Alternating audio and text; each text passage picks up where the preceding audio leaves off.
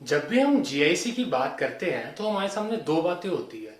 Consultant हमारे कहते हैं कि आप स्कॉशिया बैंक में खुलवा लो, लेकिन ऑनलाइन अगर हम स्टूडेंट के पोर्टल्स के थ्रू जाएं तो सारे कहते हैं कि सीआईबीसी खुलवा लो, और कुछ आईसीआई बैंक के थ्रू भी जाते हैं। तो ये बड़ा कंफ्यूजिंग हो जाता है कि हम स्कॉशिया बैंक चूज करें या सीआईबीसी। तो आज की इस वीडियो में हम इसी के ऊपर बात करने वाले हैं। तो लेट्स गेट स्टार्ट। तो अगर हम बात करें जीआईसी की, आपको ये तो पता होगा जीआईसी एक ग्रांटेड इन्वेस्टमेंट सर्टिफिकेट होता है जो कि हमें कनाडा को एज एन प्रूफ ऑफ हमारे फाइनेंशियल देना पड़ता है। इसके अलावा हमें कुछ भी फाइनेंशियल प्रूफ नहीं देना पड़ता। तो अगर हम बात करें स्कॉशिया बैंक या फिर सीआईबीसी बैंक में से कौन सा ज़्यादा बेटर बैंक है, तो हम बात करते हैं हमारे टू जो मेन फीचर्स होते हैं। तो अगर कोई भी बैंक होता है तो हमारी जो दो मेन फीचर्स है, सबसे पहले होते हैं अवेलेबिलिटी ऑफ एटीएम्स। तो सीआईबीसी और स्कॉशिया दोनों ही बहुत ही ज़्यादा पुराने और एस्टेब्लिश बैंक है। तो आप ये तो सोचना छोड़ ही दीजिए कि आपको सीआईबीसी के एटीएम मिलेंगे या स्कॉशिया बैंक के एटीएम मिलेंगे या नहीं मिलेंगे। तो अगर इसके बेसिस के ऊपर आपने डिसाइड करना है अपना कोई भी बैंक जिसके थ्रू आप जीआईसी करा लें, तो आप दोनों को आप इक्वली पॉइंट्स दे सकते हो, क्योंकि दोनों ही बहुत ही ज़्यादा एस्टेब्लिश बैंक है और काफ़ी ज़्यादा इनका नाम चलता है। वेरएज अगर हम बात करें आईसीआई बैंक की, तो आईसीआई बैंक एक इंडियन ओरिजिन बैंक है। तो इसमें ये हो सकता है कि आपको एटीएम्स जो है बहुत ही ज़्यादा कम मिलेंगे। तो इसलिए आई विल सजेस्ट यू कि आप इन दोनों में से पहले आप चूज कर लेना कि आप स्कॉशिया में करना चाहते हो या सीआईबीसी में। तो अगर हमारा मेन फैक्टर है कि हम बात करें प्रोसेसिंग फीस की, तो प्रोसेसिंग फीस जो सीआईबीसी की है which is around $150, whereas as compare to Scotia bank की जो प्रोसेसिंग फीस है वो $200 है। ये तो सिर्फ प्रोसेसिंग फीस भी है, लेकिन आप सीआईबीसी में $25 वापस भी ले लेते हो अगर आप मेरे रेफरल कोड यूज करते हो, जो कि मैं यहाँ पे डाल दूंगा। जिसको आप यूज करते सारी $25 आपको मिलेंगे और $25 मेरे को मिलेंगे। तो अगर हम बात करें लमसम प्रोसेसिंग फीस की which is around $125 in CIBC, where in Scotia bank इसमें कोई रेफरल रूफल का सीन नहीं है। तो इसके अंदर आपको $200 प्रोसेसिंग फीस देनी ही पड़ेगी। अगर हम बात करें तीसरे पॉइंट की, तो तीसरा पॉइंट होता है कि कितना फास्ट है। सीआईबीसी मैंने अपना करवाया था और विद इन 24 आवर्स में मेरे को अपना जीआईसी सर्टिफिकेट मिल गया था। और मैं इसका प्रूफ आपको यहाँ पे लगा दूंगा टाइमिंग्स और डेट्स के साथ कि जब मैंने पेमेंट अपनी प्रोसेस करी तो उसके विद इन कितनी घंटों के बाद मेरे को जीआईसी की कंफर्मेशन मिल गई।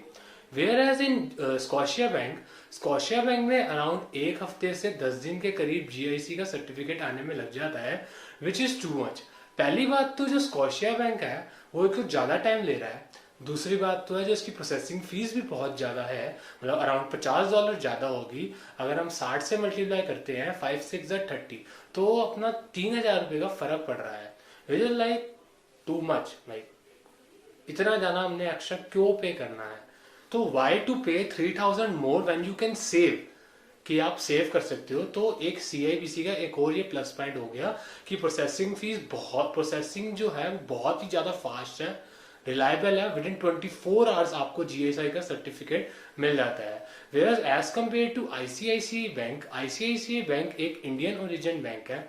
इसमें भी आपकी प्रोसेसिंग फीस अराउंड $180-200 के करीब है। ये मैंने चेक नहीं करा है क्योंकि आईसीआई बहुत ही कम लोग प्रेफर करते हैं। तो जो भी लोग प्रेफर करते हैं वो चेक कर सकते हैं, I am not sure about it. Plus मैंने आपको पहले ही बता दिया है कि आईसीआई बैंक की एटीएम बहुत कम मिलेगी और उसका सपोर्ट भी कम होगा। तो आई विल सजेस्ट यू कि आप ऐसा बैंक चूज करो जो कनाडा के अंदर वेल एस्टेब्लिश है।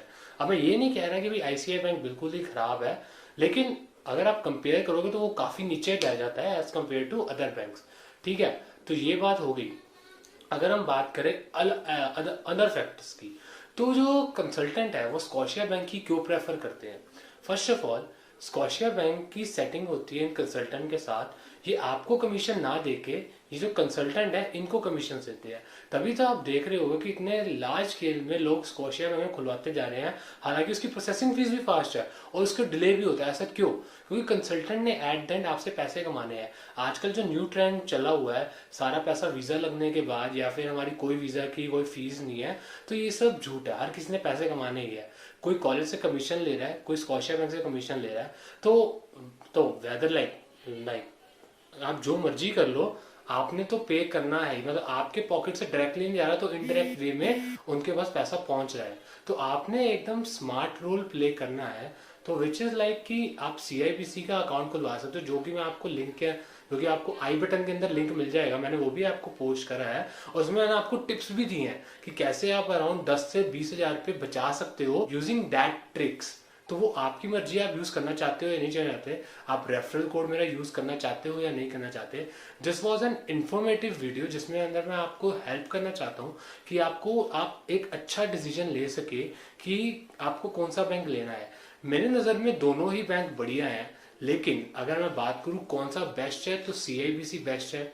उसकी प्रोसेसिंग फीस $125, $25 तो आपको रेफरल मिल जाएगा, जो कि आप मेरा यूज़ करोगे, क्योंकि मेरे को पता है आप पैसे बचाना चाहते हो। और कौन नहीं बचाना चाहता भाई? 3,000 रुपये भाई बच, अगर अराउंड में 1,500 रुपये बच रहे हैं तो मेरे को तो कोई बुरा नहीं लगेगा भाई, मैं तो बचाऊंगा। मैंने तो ऑब्वियसली मैंने भी रेफरल कोड किसी का यूज़ करा था, उसको भी $25 मिला, मेरे को भी $25 मिला, मेरे को इसके में कोई बुराई तो नहीं है। और अगर हम दूसरी बात करें प्रोसेसिंग टाइम इसका फास्ट है। एक तो आपको $125 में काम हो रहा है, ऊपर से आप इसका प्रोसेसिंग टाइम फास्ट है। ठीक है, स्कॉशिया बैंक में आप $50 एक्स्ट्रा पे कर रहे हो, प्रोसेसिंग टाइम स्लो है। तो एट द एंड आपको डिसाइड करना है कि भाई स्कॉशिया बैंक में करना है या फिर CIBC बैंक में GIC करनी है, क्योंकि हर एक पैसा इंपॉर्टेंट होता है। वो कहते हैं ना, बूंद बूंद से ही तालाब भरता है। तो अपने माँ बाप का हार्ड एंड मनी या फिर अपना हार्ड एंड मनी क्यों वेस्ट करना भाई, जब आप उसको सेव कर सकते हो। और CIBC के अंदर आपको एक और ऑप्शन भी मिलता है, जिसके अंदर आप INR में डायरेक्ट पे कर सकते हो। जो आपका जो TCS लगता है ना, जो 7 लाख के ऊपर जो TCS लगता है, जो कि न्यू रूल आया अक्टूबर 2020 में, जिसके ऊपर आपको 7 लाख के ऊपर की रेमिटेंस के ऊपर 5% का TDS लगेगा अगर आप अपने खुद के पैसे से यूज करते हो, और 0.5% का लगेगा अगर आप होम लोन के थ्रू यूज करते हो। ऑल्दो जो 5% का आपको TDS लगेगा, TCS जिसको कहते हैं, जो लगेगा, वो आप वापस क्लेम कर सकते हो TDS सर्टिफिकेट के through, which is like super cool. मेरे को 4 मंथ के अंदर अपने सारे पैसे वापस मिल गए थे। लेकिन हर किसी का सिमिलर केस नहीं होता। अगर आप लोन लेके काम कर रहे हो या स्टूडेंट लोन आपने लिया है, तो आपको 0.5% देना ही पड़ेगा, इरिस्पेक्टिव ऑफ आपने लोन के ऊपर प्रोसेसिंग फीस दी है या नहीं। तो एट द एंड आपको डिसाइड करना भाई करना है या क्या करना ही करना है। CIBC बढ़िया है। जैसे मैं समरी अगर देता हूँ तो CIBC में प्रोसेसिंग फीस कम है। सेकंड, प्रोसेसिंग टाइम फास्ट है। थर्ड, आपको एक ऑप्शन देता है INR में पे करने के लिए। और फोर्थ, मैंने आपको वीडियो आई बटन में दे दिया है। आपको टिप्स एंड ट्रिक्स अगर जानने और आप 10 से 20 हजार बचाने हो, तो आप वीडियो को देख सकते हो। CIBC का अकाउंट उसके वीडियो के थ्रू आप देख सकते हो। At the end it's up to you. Thank you very much. अगर आपको ये वीडियो अच्छी लगी हो और इन्फॉर्मेटिव लगी हो, तो वीडियो को लाइक कर देना, चैनल को सब्सक्राइब कर देना, और इस वीडियो को अपने दोस्तों से शेयर करना मत भूलना, ताकि उनकी भी हेल्प हो सके। Okay, thank you, bye bye.